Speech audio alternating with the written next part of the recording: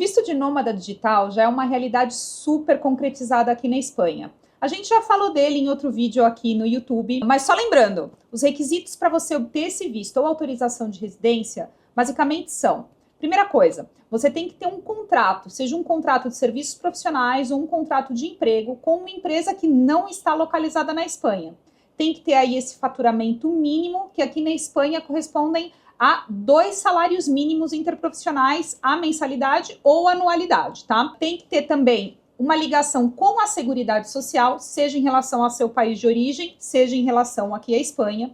É importante que esse contrato que você tem com essa empresa exista há mais de 3 meses e essa empresa para a qual você presta serviços ou está contratado exista há mais de 1 ano. Além disso, você também tem que ter e comprovar experiência profissional na área ou uma titulação. Isso todo mundo já sabe e já é algo que está bastante divulgado. O que ainda não está muito claro para todo mundo é a parte de tributação, ou seja, de tributação internacional. O que esse nômada digital tem que fazer em relação à agência tributária, em relação à Seguridade Social, quando ele chega aqui na Espanha? E para isso a gente trouxe aqui hoje o nosso especialista na Espanha Mais, o Marcelo, que vai auxiliar a gente a ter isso um pouquinho mais claro, né, Marcelo? O que esse nômada digital tem que fazer quando ele chega aqui na Espanha? Então, Amanda, a primeira coisa é saber se ele vem como contrato de conta rena, ou seja, se ele trabalha para uma empresa como CLT do Brasil, que a gente conhece, ou se vem como autônomo, ou seja, se ele vai ter um prestador de serviço, vai ter um contrato com alguma empresa do Brasil ou do mundo,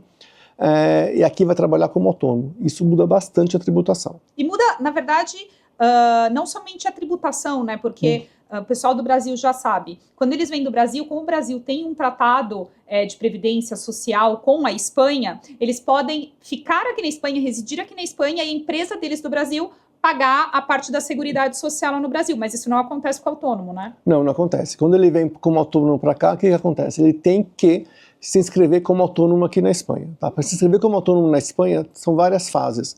A primeira coisa que tem que fazer é um certificado digital. O que é um certificado digital? O certificado digital é uma assinatura digital que ele pode se comunicar com o governo telematicamente para poder se inscrever na Seguridade Social, na Previdência aqui da Espanha e também na agência tributária, que seria a Fazenda aqui da Espanha. Tanto a inscrição da Seguridade Social como na agência tributária tem que ser feita no mesmo dia. Tá?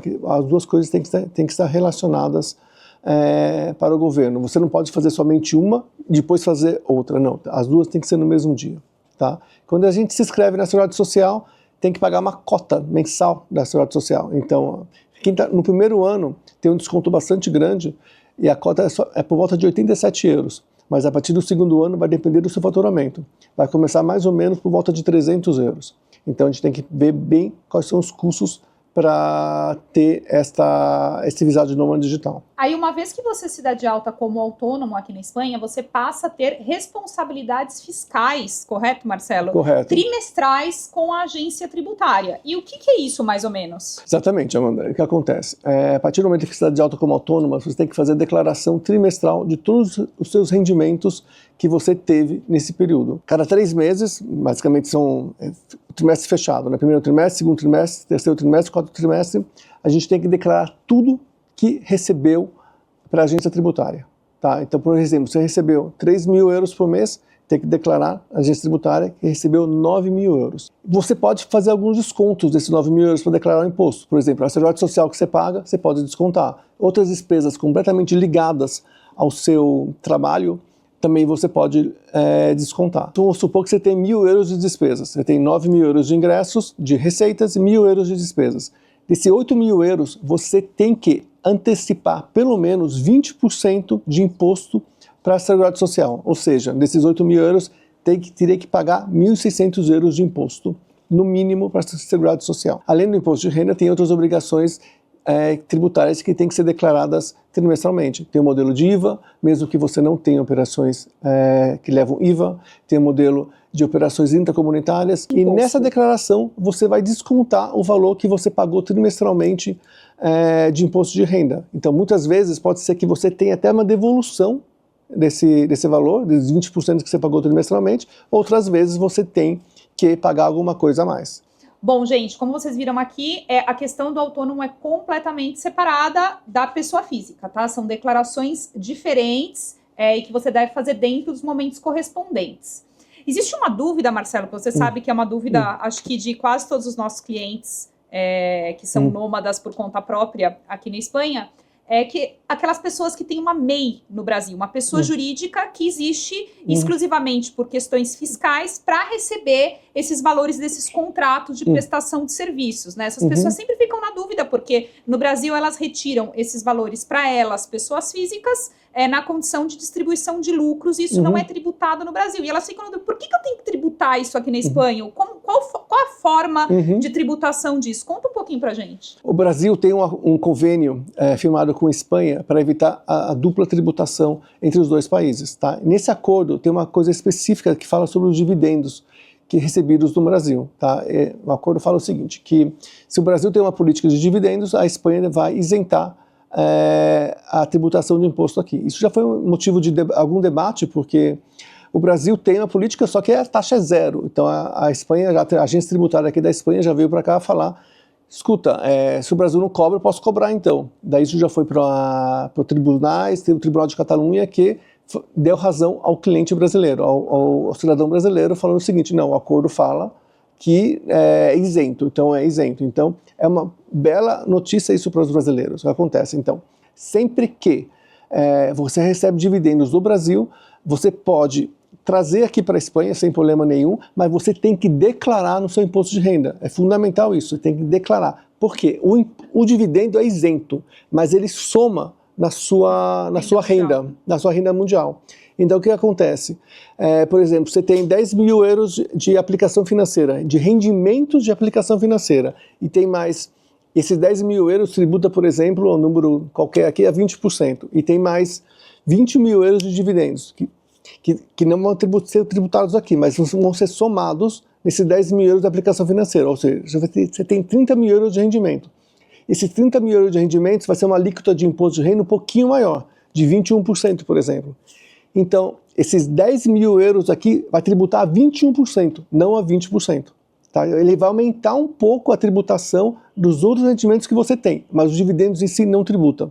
Já é uma bela vantagem esse do acordo do convênio que tem entre Brasil e Espanha. Agora, um ponto importante que normalmente custa um pouquinho para entender eu sou sócio dessa empresa Brasil, né? Eu sou proprietário dessa empresa no Brasil, dessa pessoa jurídica, e aqui eu tenho que emitir uma fatura para minha própria empresa, na condição de autônomo, porque eu declarei aquele valor mínimo, que atualmente é de 2.800 euros, 2 vezes o salário mínimo interprofissional.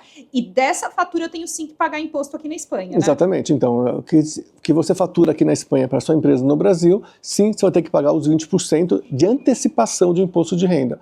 De repente, na sua declaração de imposto de renda anual, eles te devolvem quase tudo sobre isso, mas você tem que pagar, antecipar esse 20% de imposto de renda sobre esse valor. Tem que ter muita atenção com isso, pessoal. Essa parte fiscal do autônomo como nômada digital aqui na Espanha causou bastante discussão. Em princípio, nós sempre buscamos o conhecimento da agência tributária. A agência tributária também custou um pouquinho em entender como ia funcionar esse mecanismo, e agora a gente já tem bem claro. Então tem que entender essa parte aqui. O autônomo, quando ele tem essa pessoa jurídica no Brasil, ele vai, na verdade, prestar serviços para a pessoa jurídica dele, e a pessoa jurídica dele é que presta serviço para a empresa estrangeira, tá? Tem que ficar de olho nisso, que isso daí altera a tributação. E aí tem a dúvida, né, aquela cerejinha do bolo do nômada digital, que é a questão da Lei Beckham, Marcelo. Que a Lei Beckham, o que é a Lei Beckham? É um benefício fiscal de alíquota fixa a 24%, correto? Até 600 mil euros. Até 600 mil euros. E também a tributação como não residente, ou seja, não contaria essa renda mundial. Um autônomo como nômada digital na Espanha, ele pode utilizar este benefício da Lei Beckham? Não, ele não pode utilizar. O benefício da Lei Beckham é somente para quem trabalha com contrato como CLT. Para autônomo não é possível utilizar a Lei Beckham. E aí a gente já entra na segunda opção, né, das pessoas que vêm para cá como nômadas digitais e vêm com um contrato de trabalho específico, né, enfim, como CLT do Brasil, e vêm para cá como nômade digital. Como eu disse, em princípio, já informei vocês, se essa empresa estrangeira está no Brasil ou está em algum outro país que tem tratado de previdência social com a Espanha, a Previdência Social desse país pode emitir um documento específico dizendo que os benefícios sociais serão recolhidos nesse país. Aí esse nômada digital vai residir aqui e não tem que contribuir para a Seguridade Social. Mas a questão fiscal, pessoal, existe e deve ser levada em consideração. Ou seja, onde você vai pagar os seus impostos, né? Essa pessoa que tem um contrato de trabalho, que é empregado, como é que ela faz em relação aos impostos, Marcelo? Então, Amanda, nesse caso é melhor analisar caso a caso, porque tem muitas variáveis, tá? Se ele vai fazer a saída fiscal do Brasil, se não vai faz saída fiscal, se vai ter layback, se não vai ter layback. Entendi, realmente é verdade. Pessoal, na verdade, o nômada digital é algo que a gente utiliza, mas a gente tem que analisar a situação em específico, não somente na parte fiscal, como também na parte migratória. Às vezes existem alguns pontos, alguns detalhes que a gente precisa ter muito claro na hora de aplicar. Então, quando um nômada digital nos busca para fazer esse visto em específico, normalmente a gente sugere que antes seja feita uma consulta comigo e normalmente na minha consulta eu sugiro que seja feita uma análise fiscal para que essa pessoa tenha claro exatamente quanto vai ser desembolsado por ela aí para ser nômada fiscal, nômada digital aqui na Espanha, porque não é barato, né, Marcelo, ser nômada digital aqui? Não é barato, mas é bastante importante que a pessoa saiba exatamente quais são os custos para ter esse visado aqui, custos tributários que estou falando, né, para ter esse visado aqui na Espanha, porque pelo menos vai ficar com ele por mais ou menos uns 2, 3 anos até que conseguir a nacionalidade espanhola. Exatamente. Então, é bom estar ciente nesse período que você vai pagar de imposto aqui. Exato. E o bom disso tudo é que você pode contar com a Espanha Mas desde o começo e praticamente por toda a sua vida aqui fiscal na Espanha, né? A gente vai com você desde essa análise de viabilidade do visto de nômada digital, a aplicação, depois disso faz uma consulta com o Marcelo para entender direitinho como vai funcionar, o Marcelo segue com a alta na Seguridade Social, apresentação dos modelos fiscais trimestrais do autônomo, declaração de imposto de renda à pessoa física, enfim, tudo você pode contar com a gente até a aplicação da nacionalidade espanhola, que eu imagino que seja esse o objetivo da maioria dos brasileiros que querem vir para cá com esse visto. Marcelo, agradeço você, espero que a gente possa fazer mais vídeos aqui juntos, especialmente sobre esse tema, e qualquer dúvida, a Espanha Mas está aqui à disposição.